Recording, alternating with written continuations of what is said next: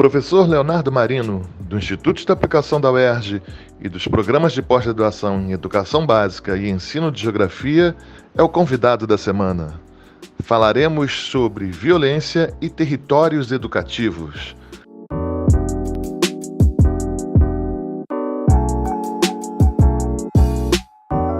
Hoje é presença ilustre, professor Leonardo Marino. Leonardo, seja bem-vindo, muito obrigado pela sua participação. Sou eu que agradeço o convite e espero contribuir de alguma forma com sucesso aí do Com certeza, com certeza.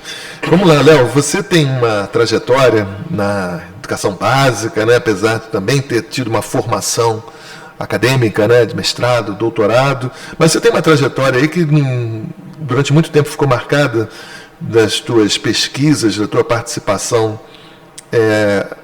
trabalhando com a questão da violência. Como é que é isso? Como é que começou isso na tua vida, no sentido de pesquisador que trabalha com geografia, no caso, um professor de educação básica? Assim, curiosamente, assim, eu acho que tem determinadas temáticas que a gente não escolhe, né?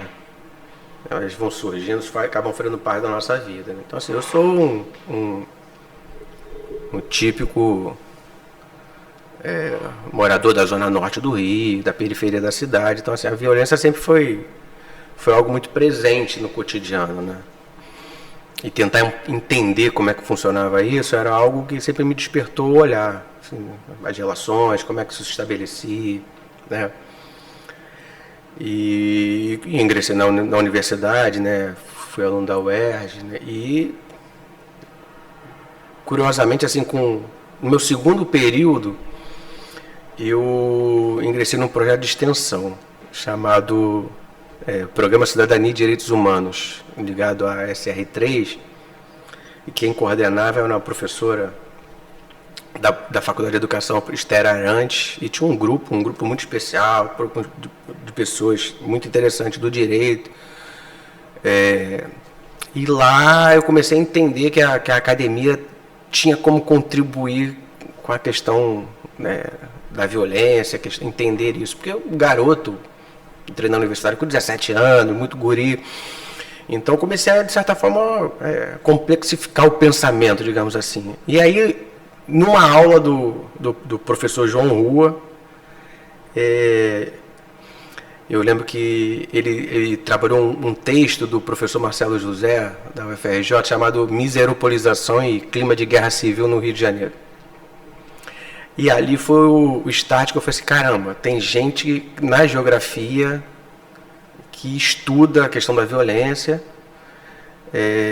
então tem como eu seguir esse caminho. E aí foi o estopim, né, o start, assim. Eu comecei a estudar, assim, hoje você acaba indo buscar referências em outras áreas, não geografia, questão do mapeamento, cartografia, né, ou da espacialidade só do crime, mas é algo que eu fiz e não parei mais, né? Até hoje eu produzo e tenho estudado, mas é algo que vem da vivência, né, de tentar entender um pouco aquela realidade que eu vivenciei na adolescência, né, um típico garoto da periferia do Rio de Janeiro. Ok.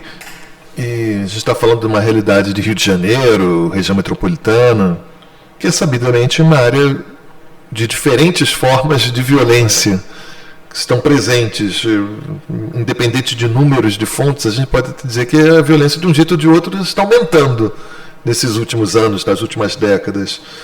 Essa violência que está presente no dia a dia do cidadão carioca, da região metropolitana, ela também está presente na escola, ela se reflete na escola, e ela está presente dentro da escola? Como é que você vê isso?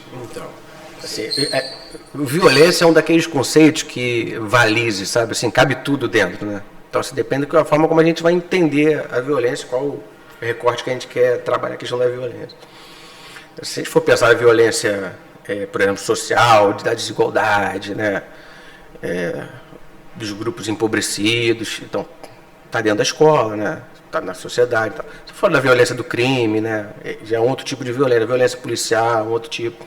Né, então, assim, cabe em tudo ali dentro da violência. Então, a primeira coisa que a gente tem que pensar é que tipo de violência a gente está falando. Assim. Então, se a gente for pensar na violência enquanto institucional, assim, a escola ela tem um modus operandi que é violento, né? Que é de despersonalizar os sujeitos, né? De muitas vezes não acolher os diferentes. Então, assim, essa é uma expressão da violência. Se a gente for pensar nas outras formas de violência, a questão da violência policial, por exemplo, da criminalidade, a escola não está apartada do que acontece na sociedade, né? Então, assim, essa violência acaba ocorrendo e tendo presença no interior das escolas, né? E é difícil você limitar ou impedir que isso ocorra, porque a sociedade ela é marcadamente violenta, né? O Rio de Janeiro é uma cidade apartada, né? Que você tem essas fragmentações, né? E essa violência territorializada. Então é difícil você, de certa forma, achar que a escola vai ser um espaço fora desse processo. É lógico que essa violência vai chegar até o interior da escola, né? Eu lembro que logo que eu comecei a trabalhar com recém-formado, com educação básica, eu fiz concurso para o Estado. E não vou citar o nome, obviamente, mas início dos anos 90, e tinha tráfico de drogas dentro da escola, e os bandidos guardavam armas dentro da escola. Quer dizer, a violência estava ali no dia a dia, de forma assim muito, muito concreta, né?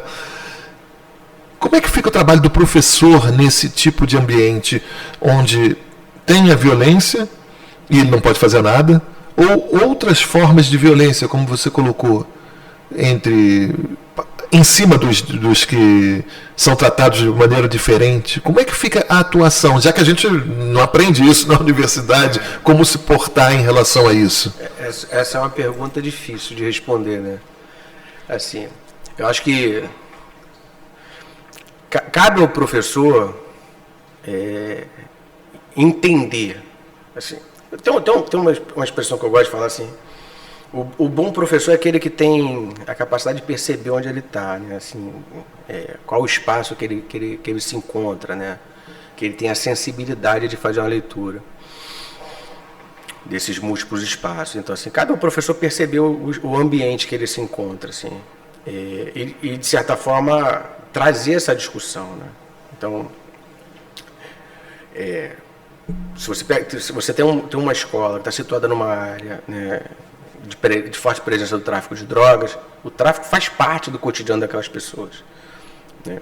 Então não tem como você não discutir essas questões, não se relacionar com essas questões. Não necessariamente você precisa fazer um discurso ostensivo, né, Sim, entendo. Que aparta as pessoas, entendeu? Mas assim, não tem como você desenvolver as suas práticas sem levar em consideração a presença dessas questões no entorno da escola. Uma escola situada na Baixada Fluminense, com a atuação de grupos de milicianos, não tem como você achar que aquilo ali não vai interferir no ambiente escolar. Então, assim, cabe ao professor ter a sensibilidade de perceber até que ponto isso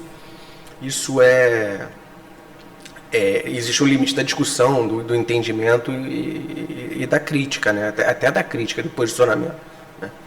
Mas é muito difícil, o docente, assim, ter a responsabilidade de lidar com essas questões dentro da sala de aula, né? São questões mais estruturais de todo o ambiente escolar, porque a escola ela tem múltiplas facetas. Então, assim, e a violência ela acaba interferindo nessas facetas. Então, a gente for pensar numa violência enquanto um fenômeno complexo, o que acontece muitas vezes é que se limita a percepção da violência ao ato criminoso, ao ato violento. Perfeito. Então, ao fato, né? Ao fato. Então, assim, um garoto dentro de uma escola dessas que comete uma transgressão, que comete uma depredação de um bem que está ali, ele é identificado como um indivíduo violento, né? Só que a violência ela tem outras interfaces. Então, assim, existe uma violência estrutural, uma violência simbólica, que está associada a isso também. Então, se você pegar essas escolas que estão localizadas nas áreas mais, digamos assim, mais violentas, ou desses territórios mais criminalizados da cidade, justamente são as escolas que sofrem uma maior violência até institucional, porque recebem uma quantidade menor de professores, né? Tem alunos que precisariam de uma atenção maior, que são alunos que estão mais vulneráveis a essas questões, né? Que precisariam de outros profissionais que não só os docentes, né? E que, de certa forma, isso se perde ao longo desse caminho, né? Porque se pensa que a solução é a escolarização e não as outras, né? Diversas outras interfaces que poderiam interferir nisso. Então, isso se limita muito ao ato violento. Então, a violência é uma questão individual. Então, a punição é individual. E se esquece a estrutura que tem por trás, que, de certa forma, estabelece e justifica algum desses atos violentos, né? Assim, a gente olha o ato, né, e esquece o que tem por trás dessa história. Então, assim, dessa violência que é muito maior, que é uma violência que pega aspectos sociais muito mais abrangentes do que simplesmente a escola tem condição de lidar. E pensando em relação ao sistema educacional, mas principalmente em relação ao planejamento da educação, por exemplo, no município do Rio de Janeiro, em que a gente sabe que é notadamente um município onde a violência está presente em praticamente todas as regiões, em algumas, é claro, com uma intensidade maior, outras com uma intensidade menor, mas a violência, com as suas diferentes facetas, como você muito bem colocou, ela está presente. Como é que fica a educação, o projeto, a proposta de educação pública, né? Leva em consideração isso? A leitura que eu faço é o contrário, assim, não leva em consideração. Uhum. Isso não faz parte do cenário, né, escolar, porque a educação ela se reduz nesse sentido à escolarização. Então, assim, é só em oferecer? É só em oferecer. Oferecer vaga para aluno. Vaga para aluno. Então, assim, aí, até os outros profissionais que deveriam estar dentro desse ambiente escolar, que são ambientes escolares mais vulneráveis nessa questão da violência, eles não existe lotação para eles na rede, entendeu? Na rede municipal. Né? Você tem uma perspectiva de menor presença deles, né? E muitas vezes lida-se com isso com a presença policial como sendo a solução. Então, assim, repressão. Então, assim, repressão. Tem uma proposta agora, uma proposta no Congresso, tá? De permitir o porte de arma para professor, para lidar contra a questão da violência escolar. É coisa que existe nos Estados Unidos, né? Que existe, Então, assim, na verdade, você deveria ter a necessidade de outros profissionais ali dentro, presentes, né? Profissionais, assistentes sociais, psicólogos, né? Terapeutas, né? E você reduz isso a uma questão do docente que não é formado para lidar com essas questões, não tem uma formação para lidar com isso. Muitas vezes o docente entende que a solução para isso é a escolarização, então passa por um processo ainda maior de aprofundamento desse processo de escolarização e a educação fica refém desse processo de escolarização. E a gente não consegue entender a dimensão que existe na educação, né? No entorno, nesses contextos territoriais que são fundamentais. Né? Então a gente vê que teria que ver repensar a educação de maneira assim quase que total, né? Eu acredito. Porque a coisa ir muito além, porque realmente as estatísticas e tudo mais, um bom administrador é aquele que constrói a escola ou oferece vaga para todos os alunos. E isso é visto como uma meta de sucesso, 90 e tantos % das crianças e jovens matriculados. Isso quer dizer que o cara é um bom gestor. Na verdade, a gente está vendo que a coisa vai muito além disso, né? Eu fiz tem uma questão que é interessante para a gente pensar em relação a isso, assim. Eu fui fazer um levantamento de diagnósticos socioterritoriais em torno das escolas. Então, selecionamos algumas escolas aqui no Rio de Janeiro para fazer isso. E uma das coisas que me chamava a atenção era em relação à origem do aluno. Então, de onde o aluno vem? E na minha cabeça, de quem está fora da rede municipal, eu achei que essas escolas fossem muito integradas às comunidades, né? E que o aluno que tivesse presença ali fosse um aluno muito vinculado ao que está na comunidade. E aí eu inquiri isso, assim, vem cá, qual é a área de abrangência desses alunos, né? Porque eu sei que isso existe, por exemplo, no programa Saúde e Família, né? Que é já referenciado na cidade. Exatamente. Né? Então, tem um rastro de atendimento. E na rede municipal isso não existe. Você tem gente de tudo que é lugar. Então, o aluno, ele pode ser matriculado numa escola, mas a origem dele pode ser bem distante, por exemplo. O pai pode trabalhar próximo à escola, a mãe... trabalha para uma escola e resolve trazer esse menino para estudar nessa escola do município na Vila Isabel. E ela mora na Pavuna, e matricula aqui na Vila Isabel. Então é difícil você fazer uma construção da comunidade, das questões da comunidade, porque são pessoas de origens mais distantes. E a Secretaria Municipal não tem essa informação. Sim. E aceita. Então, que é a questão da construção do vínculo, tanto do aluno, né? É difícil. Como da própria escola com a comunidade. Então, assim, você não territorializa essa prática, né? Você está, de certa forma, atendendo. Então, quanto maior o número de alunos, melhor, né? Mas a construção de um sentido mais abrangente da educação ali fica limitada ao processo de escolarização e ao que acontece ali no interior da escola. Então é difícil você integrar a comunidade porque são pessoas que muitas vezes estão vindo de lugares diferentes. Sobretudo as escolas que são consideradas melhores, né? Que vão receber as pessoas dos mais variados pontos da cidade. Enquanto aquelas escolas periféricas, mais problemáticas, consideradas como piores, elas sequer recebem os professores, porque os professores querem ir para lá. Também tem isso, né? Já sabe que é uma chamada escola problemática, além da distância e tudo mais, ainda é uma escola problemática. O concurso, aquela coisa máxima de concurso público para professor, né? Os primeiros colocados escolhem primeiro. Então você acaba levando aqueles professores mais experientes, que têm uma trajetória maior, para as escolas que são consideradas as melhores, né? Sejam mais próximas, né? Ou mesmo em outros aspectos. E essas escolas que precisariam dos professores mais qualificados, digamos assim, aqueles mais preparados, essas vão receber os professores menos experientes, que não foram tão bem no concurso, que ficaram mais para trás do concurso, na classificação, né? E aí você acaba criando, não é nada contra o professor do concurso, entendeu? Assim, mas a escola que precisaria de professores mais experientes recebe muitas vezes professores menos experientes. E até para o professor, né? Porque eu lembro, tenho vários amigos na rede pública, tanto Estado como município, mas falam de município.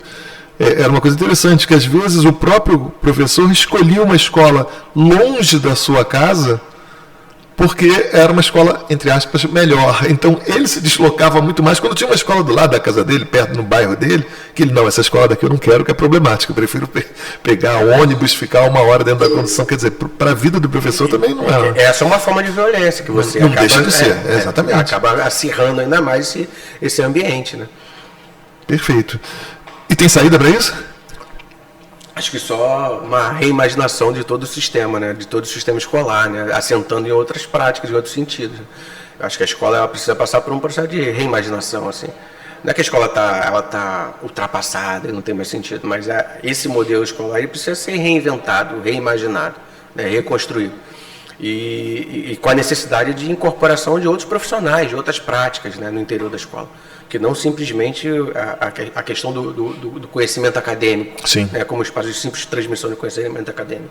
A pandemia mostrou isso, inclusive, né? Sim. Que a escola se tornou fundamental como um lugar de acolhida, de acolhimento dos alunos mais vulneráveis, né? Até mesmo em relação à questão alimentar, que foi premente, né? A merenda escolar. Então, assim, acho que a escola é isso, a escola tem que ser um espaço de acolhida, de acolhimento, né? Das diferenças dos diferentes. E dos familiares também, né? Dos familiares também. E da construção dessas comunidades, né? Que as comunidades passam a fazer parte, de fato, dentro da escola. Reforçar, né, essa ligação de responsável, família com escola, né? Porque muitas vezes o responsável está na escola quando? Quando tem uma amostra cultural, Sim. Ou o aluno, que é um aluno problemático, que chama o responsável. E aí muitas vezes o responsável não vai, e aí vira aquela bola de neve, aquela coisa, o aluno de culpabilização mútua, né? Então o aluno é problemático, mas o pai não vem resolver a questão, então o responsável é chamado para isso. Mas para outras questões que são importantes também, que os pais, que a comunidade faça parte da escola, muitas vezes essas pessoas não são chamadas, não são levadas em consideração, né? Por exemplo, nenhum professor se sente acolhido ou estimulado a discutir, por exemplo, o currículo escolar com os pais, né? É como se, de fato, assim, ele profissional, ele tivesse toda a responsabilidade sobre aquilo que vai ser ensinado e que a comunidade não pudesse interferir nisso. É como se fosse uma coisa menor, né? Sim. Tipo assim, a comunidade é um saber menor, né? E, na verdade, parte do processo de educação vem da comunidade, vem do que está ali no entorno, da construção que se faz no entorno. Tem muito a contribuir. Muito a contribuir. E muitas vezes o que se faz é o contrário disso, né? Você fecha a escola, você encerra os muros, né? Tanto físicos como imateriais, apartando a participação dessas pessoas. Então, eles só vão estar na escola como espectadores. Né? Não como... Fica difícil, né? Incluir pessoas que não têm voz, né? Que não têm nem possibilidade de dar uma contribuição. Não se leva em consideração, né? Os saberes, os múltiplos saberes populares, conhecimentos que são produzidos, que não sejam produzidos com essa roupagem científica, né? Acadêmica, né? Então, é muito difícil você mudar isso numa escola que considera esses saberes menores, né? Então, por isso que eu falo que acho que tem que ser reinventada mesmo, reimaginada, né? Imaginar a escola como um outro ambiente, né? Que não seja um ambiente só de escolarização, né? Mas seja uma instituição de acolhimento mesmo, né? de integração com a comunidade, de construção de uma rede, né? De mobilização, de fomento de uma rede, né? Que integre outras instituições em prol desse processo formativo, dessa educação maior. E você acha que o docente, a docente e esses outros responsáveis, não fazendo parte daquela comunidade, tem uma inserção fácil? Tem que ser trabalhado isso também, né? Deveria, né? Deveria, inclusive, ser estimulado a se ver como pertencente a essa comunidade, não como um alienígena que chega ali, que cumpre uma carga horária e vai embora, né? Perfeito. Bom, avançando um pouco mais aí na tua trajetória, você tem um trabalho que você chama de territórios educativos e as cidades. Como é que é isso? Conta pra gente aqui um pouquinho. Então, na verdade, assim, existe toda uma discussão em torno das chamadas cidades educadoras, enquanto política pública, né? E isso é um movimento mundial de cidades educadoras, né? Que é pensar justamente a escola para fora dos seus muros, né? Integrada à cidade, né? Então, aí se você pode encarar esse processo como um fomento a uma política pública, né, que mobilize as outras instâncias governamentais em torno da educação, então você vai pensar a mobilidade urbana a partir da educação, você vai pensar a disponibilidade dos equipamentos culturais a partir da educação, né, você vai integrar a cidade a partir de uma perspectiva educadora, né, de fomento à educação em múltiplos ambientes. Essa é uma prática.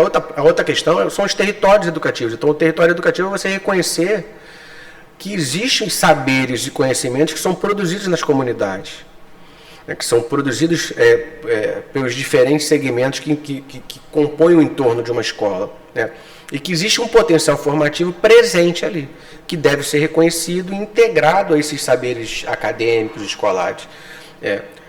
O território educativo ele é capaz de dar significado à parte do que se faz entre os saberes escolares, né? Porque você vai construir essas relações, esses elos, né? E, de certa forma, a escola tem que atender as demandas que vêm da comunidade, que estão presentes na comunidade. Então, você vai pegar uma escola que as questões de violência são importantes, então você precisa discutir a questão da violência.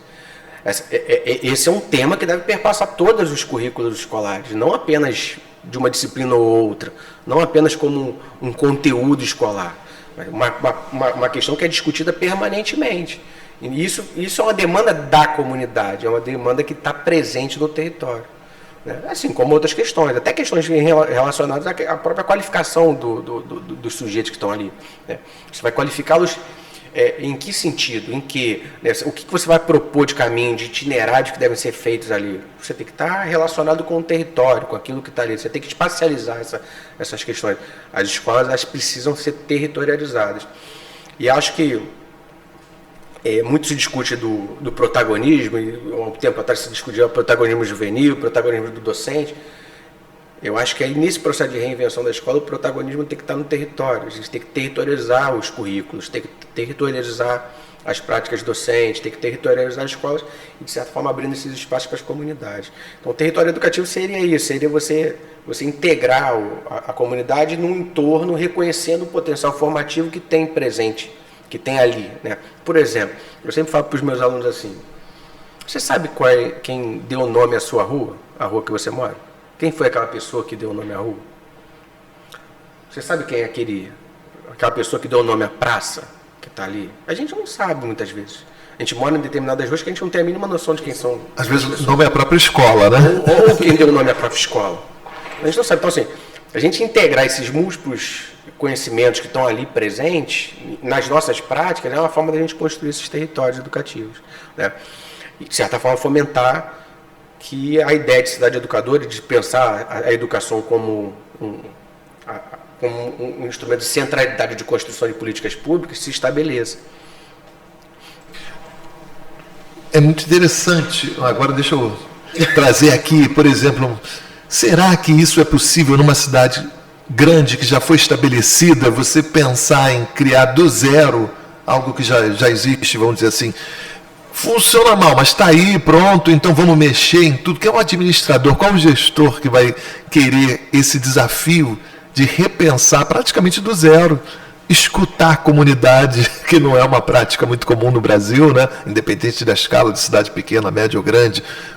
É possível? Como é que você poderia tentar seduzir um gestor para que ele tope esse desafio de reestruturar a cidade no sentido, como você muito bem colocou, de mobilidade, de equipamentos culturais, até mesmo de segurança? Como mudar isso e não deixar de fazer, vamos dizer, aquele planejamento chapado, que trata todo mundo de maneira igual e simplesmente pronto, acabou? A gente pensa sempre no macro, né? Então, quando a gente fala assim, vamos construir o Rio de Janeiro como uma cidade educadora, a gente pensa no macro, né? No Rio de Janeiro, a cidade do Rio de Janeiro e tal, integrando os diversos espaços, os diversos territórios. Mas muitas vezes o que vai dar sentido ao macro são as ações no micro, no próximo, no local que está ali.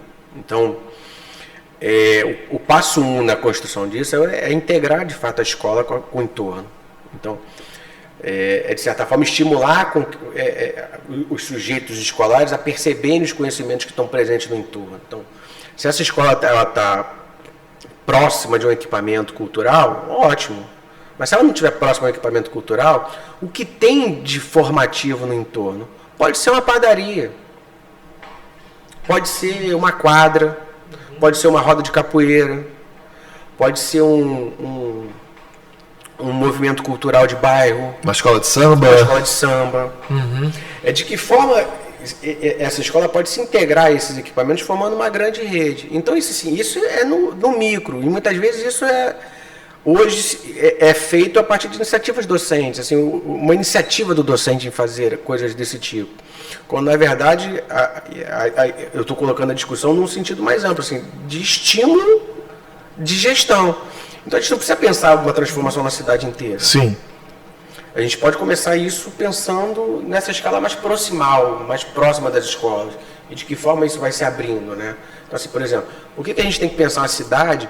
Uma cidade que tenha vias extremamente largas, que as pessoas tenham que circular de carro, né? Num urbanismo que privilegia o transporte, né, individual. Por que a gente não pode pensar em espaços que integrem, né, essa juventude? Por que a gente não pode pensar numa cidade que acolha as crianças em espaços públicos abertos e que essas escolas utilizem esses espaços? Né? Por que essas crianças precisam ficar emparedadas dentro de escolas, quando às vezes existe um entorno dentro da escola rico, né, de possibilidades e que não são levadas em consideração? Porque existe uma série de outras questões que vão impedir isso de acontecer. A questão da violência é uma dessas questões, o medo, o temor de ser vítima. Então, mas se a gente vai pensar numa cidade que seja transformadora, a gente tem que, de certa forma, encarar isso, né? Entender de que forma a gente vai superar esses limites, né? Mas sempre no pequeno, a gente não precisa pensar numa revolução, não precisa ser algo revolucionário gigantesco, né? São pequenas ações que vão transformando que vão produzindo esse caminho a ser percorrido. Uma coisa interessante, que não custa dinheiro, né? Não precisa de dinheiro. Não precisa de dinheiro para isso. É mudar a mentalidade, a forma de abordar. E eu acho também que, até reforçando essa questão que a gente tinha falado antes, da ligação, né, da família, né? Porque você primeiro, sai dos muros da escola, dos limites da escola, né? E de um jeito ou de outro, seja o lado docente, seja a administração, gestão, seja a família, seja o próprio aluno, acaba tendo uma apropriação do espaço, né? De também fazer com que aquele espaço em volta da escola seja dele, de alguma maneira, né? Ele veja aquilo como um lugar, como um território de educação, fora da escola, né? Não apenas dentro da sala de aula, né? É ultrapassar bastante a mentalidade que a gente tem hoje, né? Você só se sente pertencente àquilo que você conhece, aquilo que você sabe, que faz parte ali do teu dia a dia, do teu cotidiano. Se a gente entende que a função da escola é ter o garoto, ter a menina ali, a garota, por algumas horas e basta, né? E que muitas vezes essas pessoas sequer se sentem acolhidas nesses ambientes escolares, eles não vão se sentir pertencentes àquilo. Eles não vão se sentir representados ou integrados àquilo. Pelo contrário, né? Aquilo é um momento, muitas vezes, né? Sequer desejado. Se a gente, uma obrigação. Uma obrigação. Então, se a gente pega uma relação que é uma relação que ultrapassa esses limites, a gente começa a fazer com que essas pessoas se sintam pertencentes a esses espaços. Então, por exemplo, como é que os alunos, por exemplo, vão frequentar um centro cultural, um museu, vão ver uma exposição, um teatro, se eles não se sentem pertencentes àquilo, se eles não conhecem aquilo, se eles não estão integrados àquilo?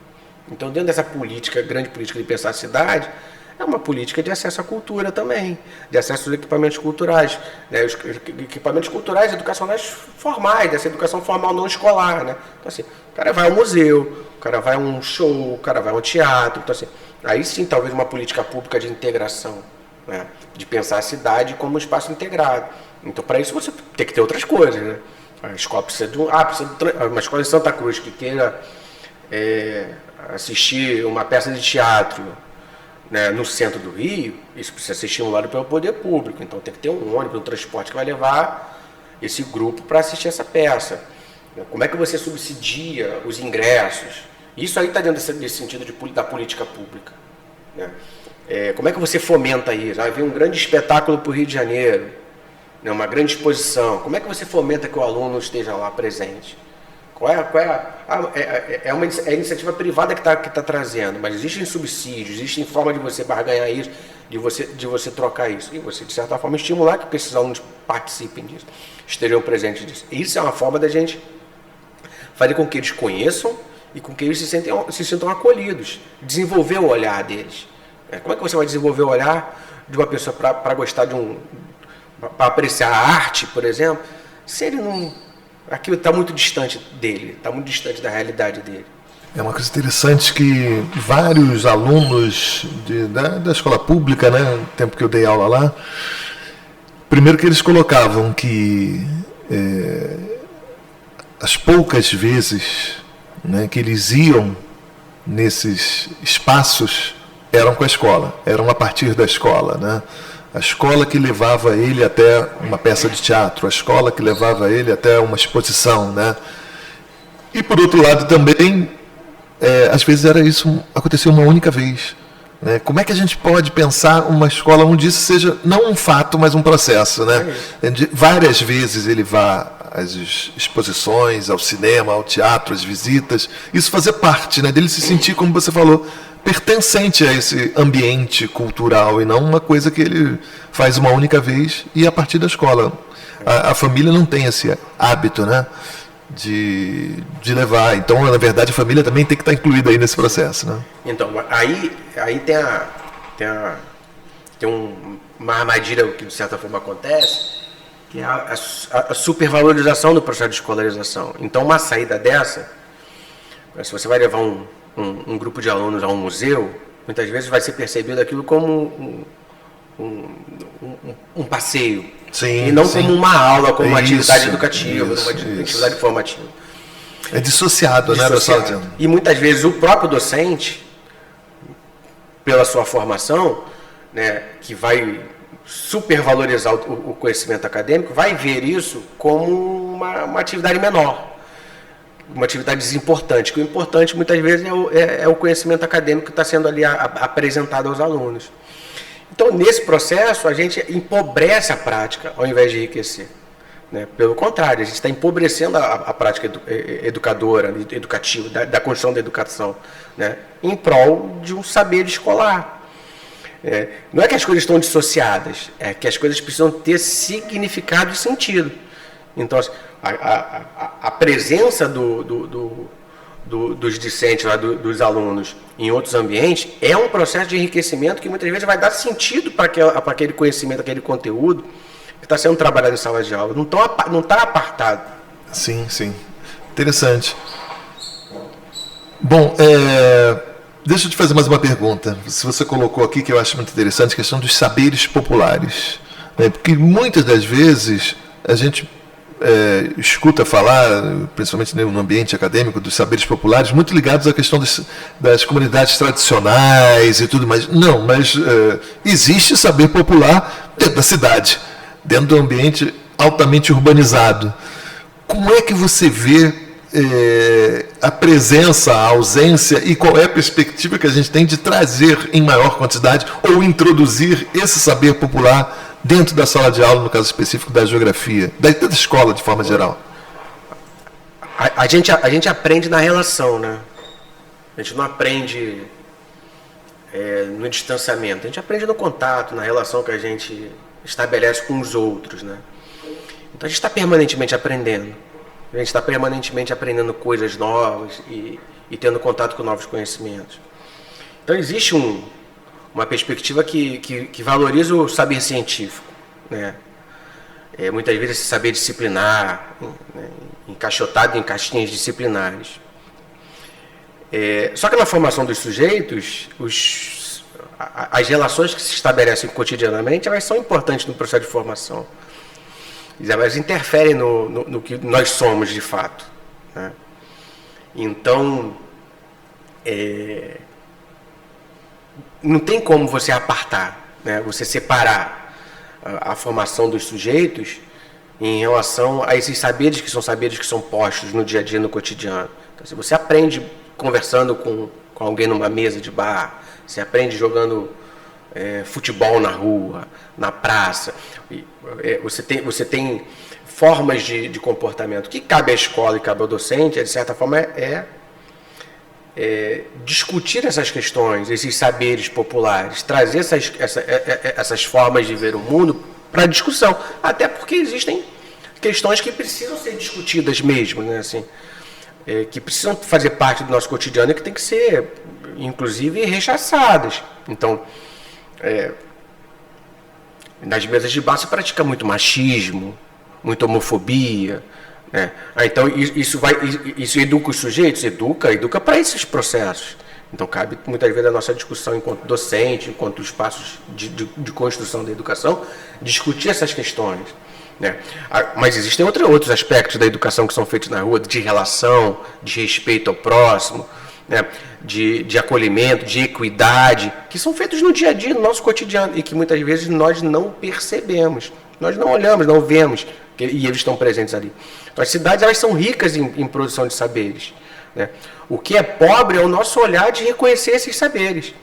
Assim, a nossa visão, que de certa forma é turva, em reconhecer essas múltiplas possibilidades de saberes e de conhecimentos que estão impregnados na cidade, né? E que a gente não reconhece. Agora, isso é um exercício de construção do olhar, de aprofundamento do olhar, de percepção do ambiente, né? E não é algo que a gente vai conseguir de um momento para o outro, né? De uma hora para outra, assim. Mas a etapa 1 é a predisposição a reconhecer esses múltiplos saberes, essas múltiplas possibilidades de saber que estão impregnadas no espaço da cidade, que estão ali postas, do lado.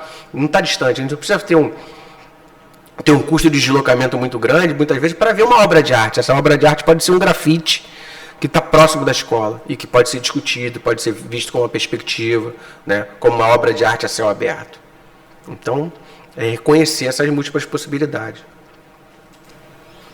Léo, queria te agradecer pela presença aqui, foi ótimo, acho que deu para a gente ver algumas perspectivas muito interessantes, algumas formas de atuação que, como você falou, são possíveis.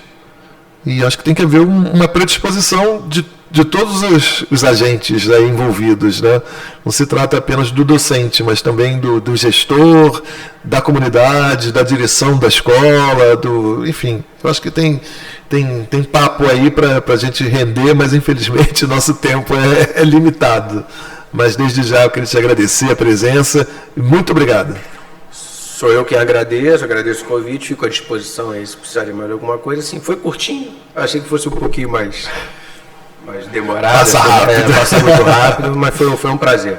Valeu.